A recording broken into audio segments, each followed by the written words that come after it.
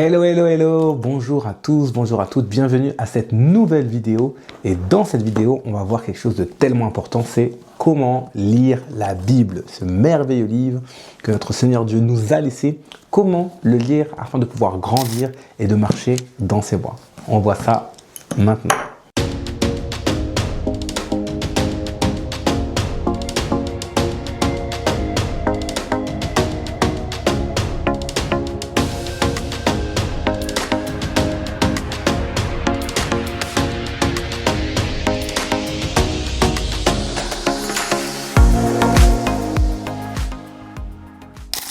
Chose qui est très importante, qui est de savoir comment lire la Bible. Beaucoup de gens ont une Bible, peut-être qu'il y a même une Bible chez toi, mais est-ce que tu sais comment la lire, comment la méditer, comment en retirer les fruits afin qu'elle puisse bénir ta vie et de marcher selon les voies du Seigneur? Et c'est très important parce que pour ce livre, des gens sont morts afin que tu puisses avoir accès à la parole de Dieu, pour savoir comment suivre Dieu, comment marcher selon les pas, selon le chemin de Dieu. Et ce livre, c'est le livre de la vérité. Et le diable, malheureusement, l'adversaire, va tout faire pour que tu ne lises pas ta Bible. D'ailleurs, je te pose cette question. Est-ce que tu as déjà lu ta Bible aujourd'hui? Ou je vais même encore plus loin. Est-ce que tu as déjà lu la Bible en entier déjà dans ta vie? Très malheureusement, quand je croise beaucoup de chrétiens et que je leur pose cette question, ils me disent non, ou quand ils lisent la Bible, ils s'endorment, ou quand ils lisent la Bible, ils ne comprennent pas, c'est difficile.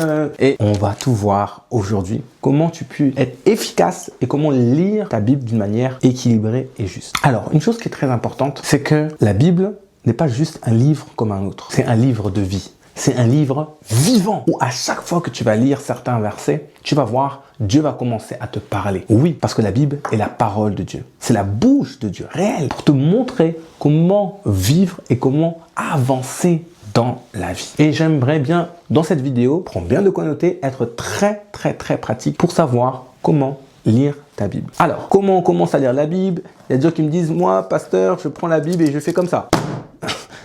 Aujourd'hui, je vais lire ça. Bon, là, ça a laissé un peu trop la chance au hasard. Non, c'est bien d'être organisé. Notre Dieu est un Dieu d'ordre. Et toi, en tant que son enfant, toi aussi, tu peux être organisé. Alors, tu sais bien que la Bible est composée de l'Ancien Testament et du Nouveau Testament. Je t'encourage à commencer par le Nouveau Testament. Pourquoi? C'est la dispensation dans laquelle nous vivons après la mort de Christ à la croix. Et tu vas me dire, alors, pasteur, est-ce qu'on commence à lire par Matthieu?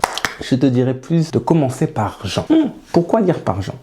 Je vais t'expliquer pourquoi. En Genèse 1, verset 1, la Bible dit « Au commencement, Dieu créa le ciel et la terre était informe et vide, et il y avait des abîmes au-dessus des eaux. » Et en Jean 1, verset 1, on voit un autre commencement qui dit « Au commencement était là la parole. La parole était avec Dieu et la parole était Dieu. » Ça nous montre bien que tout ce que tu devrais faire dans ta vie, tu devrais chercher d'abord une parole. Alors, de manière méthodique et organisée, je te conseillerais de commencer à lire la Bible de Jean à Apocalypse et de Matthieu jusqu'à Jean. Ça, c'est la première chose que tu devrais faire. Comment faire maintenant de manière simple?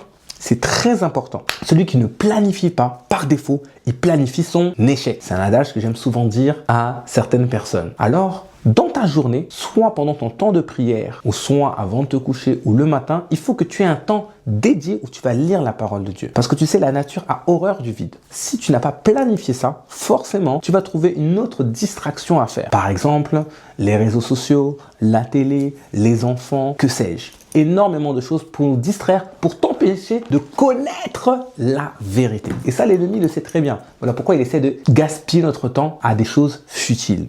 Alors, très important, détermine un créneau dédié à ta lecture biblique. Moi, je te conseille, si tu es dans le train pour aller à l'école, pour aller au travail, ça peut être un bon moment au calme, dans le train pendant que tu es assis. Si c'est le matin, si tu as le temps de te lever plus tôt, lève-toi plus tôt pour pouvoir lire ta Bible. Et si c'est le soir, tu peux lire aussi le soir. Mais je te déconseille de lire la Bible allongée. Ça, c'est un piège de l'ennemi. Oui. Tu vois où je veux en venir. Beaucoup d'entre nous, on a lu la Bible. Je te rassure, moi-même, ça m'est déjà arrivé. Et après, je m'endors quelques minutes après. Et dans ma jeunesse, moi aussi, j'avais des difficultés à lire la Bible parce que pareil, je la lisais à n'importe quel moment, quand j'avais le temps, quand j'avais ceci, quand j'avais cela. Et je ne comprenais pas pourquoi ma vie chrétienne n'avançait pas ou pourquoi ça ne me parlait pas quand j'allais à l'église. Et c'est important que tu apprennes à lire la parole de Dieu afin qu'elle commence à parler dans ta vie, à enseigner ta vie. Alors, je répète ce que je t'ai dit. D'abord, tu vas lire de Jean jusqu'à Apocalypse. Je te conseille, de manière simple, pour que ça soit progressif, vaut mieux pas que tu lises 15 chapitres et après le lendemain t'en lis plus du tout. Commence par 2 chapitres par jour. C'est quoi 2 chapitres par jour dans ta vie? Ah mais pasteur, j'ai pas le temps. Comment ça tu n'as pas le temps? À celui qui te donne le temps, le créateur du temps, tu dis que tu n'as pas le temps? Never. Donc consacre 2 chapitres par jour. Et avant de lire ta Bible, je t'invite à prier pour que le Saint-Esprit, maintenant que tu as Dieu dans ta vie, le Saint-Esprit vienne à l'intérieur de toi. Et que le Saint-Esprit maintenant te donne la sagesse, la compréhension des Écritures. Tu peux faire une prière qui ressemblerait à cela. Tu peux la noter ou juste la répéter après moi. Seigneur Dieu, je vais lire ta parole. Aide-moi à comprendre ta parole. Enseigne-moi, instruis-moi, corrige-moi pour mon bien. Au nom puissant de Jésus-Christ. Amen. Prière très simple, mais au moins, ça dispose ton corps, ça dispose ton âme, mais surtout, ça dispose ton esprit à la lecture que tu vas faire. Donc, tu commences à lire la Bible. Et quand tu vas lire la Bible, par exemple, comme je vous ai dit, on va aller en Jean, je vais te montrer un peu ce que tu dois faire. Il y a plusieurs manières de lire la Bible. Donc, au début, je t'invite à lire la Bible juste en la lisant. Au commencement était la parole était avec Dieu et la parole était Dieu. Elle était au commencement avec Dieu. Toutes choses ont été faites avec elle et rien de ce qui n'a été fait sans elle. En elle était la vie et la vie était la lumière des hommes. Et au fur et à mesure que tu lis, tu vas voir que des fois, il y a un verset qui va commencer à parler à ton cœur. C'est pas tout forcément qui va te parler. Et c'est pour ça que la Bible, elle est vivante. Parce que des fois, on revient sur des versets 2 ans après et ils nous parlent différemment. Ou on n'avait pas prêté attention à cette manière-là. Parce que ta vie évolue aussi. Tu traverses des choses différentes. Alors, quand tu lis la Bible, prête attention aux versets qui vont commencer à te parler. Et une fois que tu arrives sur ces versets-là, je t'invite à ce qu'on appelle la méditation. C'est quoi la méditation?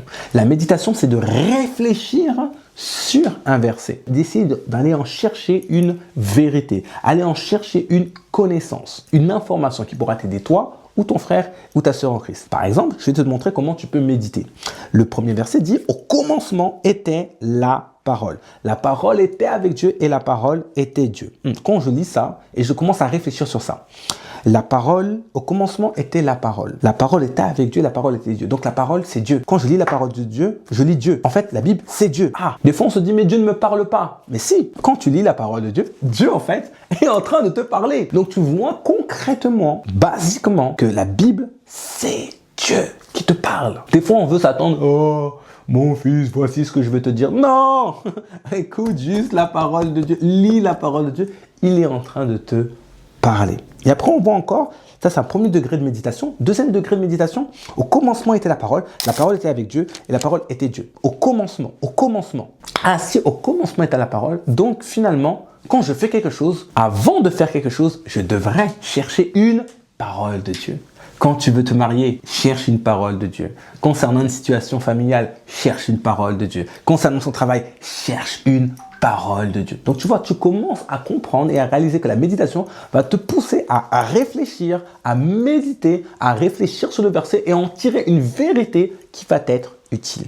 Et moi, ce que j'aimais bien faire dans ma jeunesse, j'avais un calepin. C'est-à-dire, je lisais la parole de Dieu et les versets qui me parlaient, je les notais parce que je voulais les reprendre, les relire afin de pouvoir les pratiquer. Et c'est comme ça que ça va commencer à alimenter ta nourriture. La Bible dit, l'homme ne vivra pas de pain et de vin seulement, mais de toute parole de Dieu. La Bible, quand tu lis, elle est en train de nourrir ton esprit, qui te permet de grandir, qui te permet de t'élever, qui te permet de corriger, qui te permet de rester aligné dans la voie de Dieu qui nous enseigne à marcher selon lui. Voilà pourquoi c'est super important et vital, capital, que tu lises la parole de Dieu.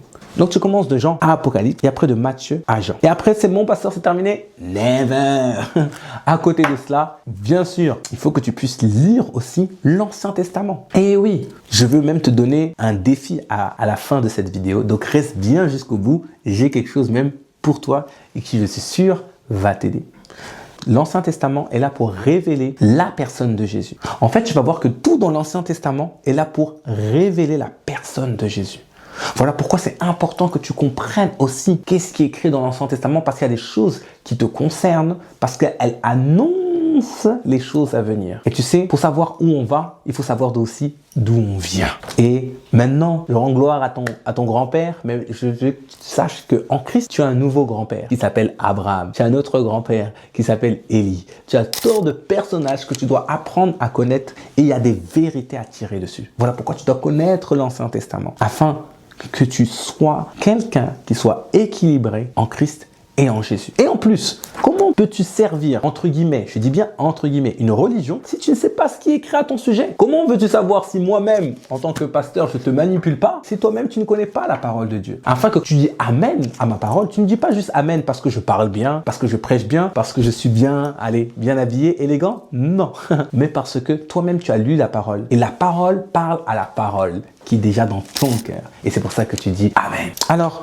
vraiment, je t'invite à lire la parole de Dieu, à te nourrir de la parole de Dieu. Et pour t'aider, parce que je suis quelqu'un de gentil, j'ai créé aussi un plan de méditation. Si ça peut t'aider à pouvoir lire la parole de Dieu, tu auras juste à le récupérer en bas dans les commentaires. Et le défi que je veux te donner, allez, 1 an pour lire la Bible. Tu ne peux pas être un chrétien si tu n'as pas lu la Bible en entier. Ça, c'est juste pour te challenger un peu. Moi, j'ai déjà lu au moins plus d'une douzaine de fois dans ma vie. Et c'est un bonheur que à chaque fois que je lis la parole, elle me parle, elle me nourrit, elle me ressource, elle me relève pour pouvoir être un enfant agréable à notre Père. Et je crois aussi que toi, tu veux l'être. Je voudrais terminer en prière et je vais te laisser avec ça pour t'encourager à ça. Père, je te bénis pour tes enfants, Seigneur Dieu, qui veulent être des amoureux de ta parole, lire ta parole, parce qu'au commencement était la parole. La parole était avec Dieu et la parole était Dieu. Elle était avec toi. Seigneur Dieu, aide-nous à comprendre, à méditer, à lire ta parole, parce que nous croyons que ta parole est la vérité et qu'elle nous emmène à aller plus loin avec toi dans chaque circonstance de notre vie.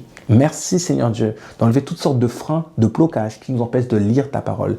Et je déclare que nous sommes libres Seigneur Dieu de pouvoir lire ta parole avec amour et avec beaucoup de joie. Je bénis chaque personne qui verront cette vidéo au nom puissant de Jésus-Christ. Amen. Amen, amen, amen. J'espère que cette vidéo t'a plu. N'hésite pas à t'abonner, à activer la cloche pour ne rater aucune notification des prochaines vidéos qui sont là pour t'édifier afin d'être un chrétien influent. Ciao, ciao. J'espère que cette vidéo t'a beaucoup plu, mais la chose la plus importante, si tu es là aujourd'hui et peut-être tu t'es éloigné de Dieu ou peut-être tu ne connais pas du tout le Seigneur Jésus, sache une chose qui est très importante à savoir, que Jésus-Christ est mort à la croix pour tes péchés, afin que tu puisses être réconcilié avec le Père, avoir accès à sa présence, accès à lui, parce qu'il t'aime, peu importe ce que tu as vécu, peu importe ce que tu traverses. Aujourd'hui, je veux que tu saches que Dieu te tend la main. Alors, fais cette prière à voix haute, de manière à pouvoir t'entendre. Fais cette prière avec moi en disant ceci. Aujourd'hui, Seigneur Dieu, je reconnais que je suis pécheur. Je me suis éloigné de toi. Aujourd'hui, je crois que Jésus-Christ est mort à la croix pour mes péchés. Et aujourd'hui, je le déclare comme mon Seigneur et mon Sauveur personnel. Père, viens effacer, viens pardonner toutes mes erreurs, tous mes péchés. Viens changer mon cœur et me donner ton cœur. Viens vivre à l'intérieur de moi, car je veux te connaître personnellement. Aide-moi et change-moi pour faire de moi une nouvelle personne au nom puissant de Jésus-Christ. Amen. Waouh! Je tiens déjà à te féliciter.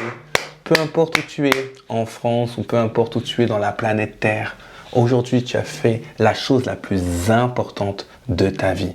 Accepter Jésus comme ton Seigneur et ton Sauveur personnel. Et ça, aujourd'hui, sache que ton nom est inscrit dans le ciel et que tu es réconcilié avec Dieu. Tu fais partie maintenant de la famille de Dieu. Maintenant, une chose qui est très importante maintenant que tu as connu le Seigneur, c'est de commencer à tisser une relation avec lui, une relation avec ton Dieu. Et pour cela, c'est très simple. J'ai créé pour toi un guide totalement gratuit, totalement offert. Les 31 premiers pas pour tisser une relation fraîche et proche avec ton Seigneur. Pour cela, c'est très simple. Tu as juste à cliquer dans un lien quelque part en dessous de la vidéo et je te donne ça gratuitement pour tisser cette relation avec ton Seigneur. Et je te souhaite vraiment bénédiction, faveur, bienvenue dans la famille de Dieu, bienvenue dans la famille de Christ. Sois béni abondamment et je te dis à très vite pour une prochaine vidéo.